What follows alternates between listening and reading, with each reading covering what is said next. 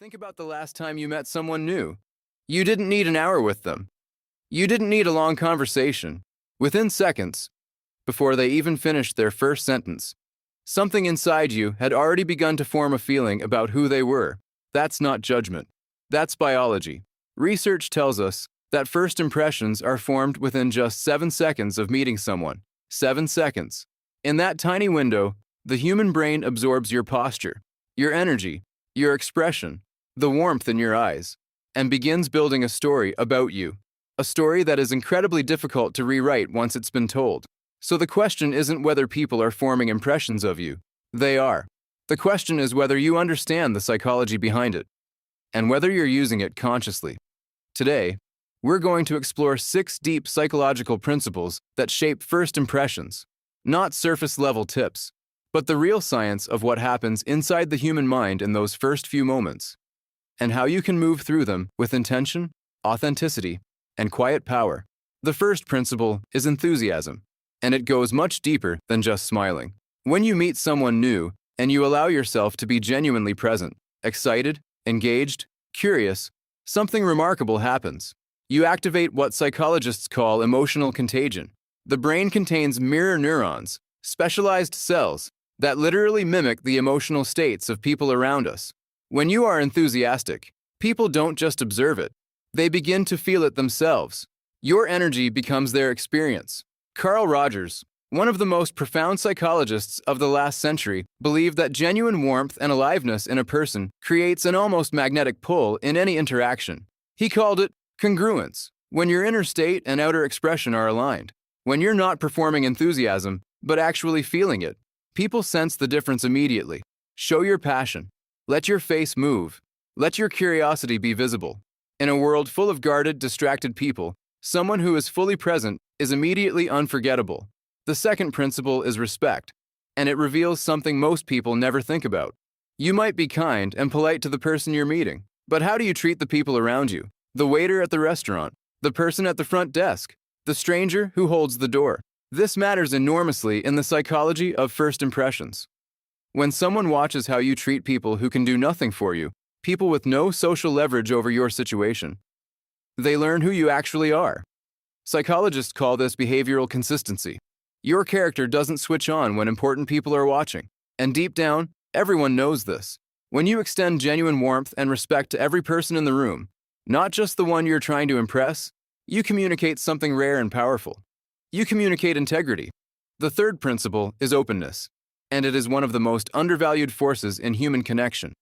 Openness is one of the big 5 personality traits studied extensively in psychology research. People who score high in openness are consistently rated as more attractive, more trustworthy, and more interesting in first encounters. Why? Because openness signals that you are safe to be around. It tells the other person, I won't judge you. I am willing to explore. I am not threatened by difference. When you try something new with someone, a new experience, a new idea, a new place, you create what psychologist Arthur Aron called self-expansion. Shared novelty accelerates closeness. It creates a feeling of intimacy that would take months to build through ordinary conversation. You don't have to pretend to love things you don't, but let people see that you're willing, that you're curious, that you're open to being surprised. The fourth principle That quality is alone positivity. will set you apart. Not the performed kind, but the earned kind. There is a psychological concept called explanatory style, developed by researcher Martin Seligman. It describes the way a person habitually explains the events of their life. People with a positive explanatory style tend to see setbacks as temporary and manageable. People with a negative style see them as permanent and personal. When you meet someone who carries genuine positivity, not toxic cheerfulness, but a real groundedness in the face of difficulty, something inside you relaxes. You trust them. You want to be around them, because resilience, in another person, feels like safety. You don't have to pretend life is perfect.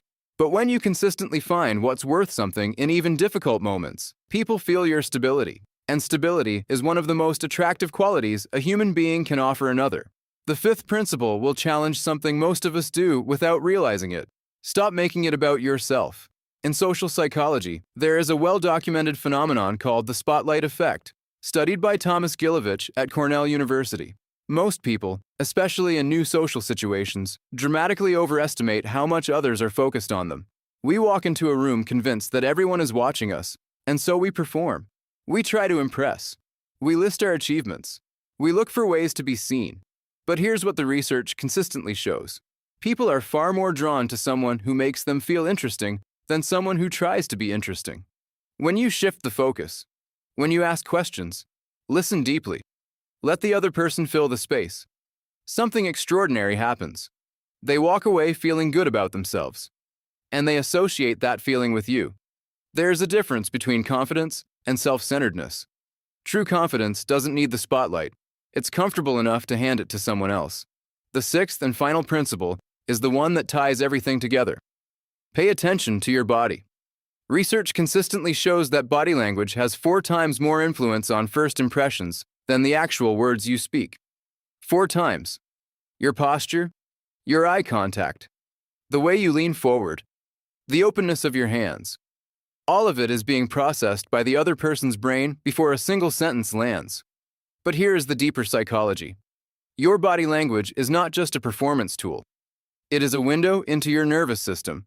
When you are genuinely calm, when your breath is slow, your shoulders are soft, and your gaze is warm, people feel safe with you in a way they cannot quite explain. Neuroscientist Stephen Porges spent decades studying how the nervous system communicates social safety through tiny physical signals. When your body says, "I am not a threat," the other person's nervous system relaxes. Trust builds not through words, but through the quiet, invisible language of 2 bodies in the same room.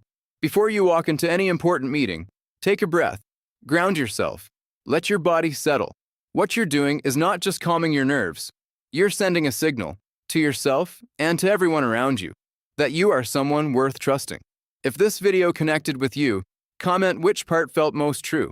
And if you enjoy deep psychology content like this, don't forget to like the video and subscribe for more videos about human behavior, emotions, relationships, self-awareness, and the hidden patterns of the mind. See you in the next one.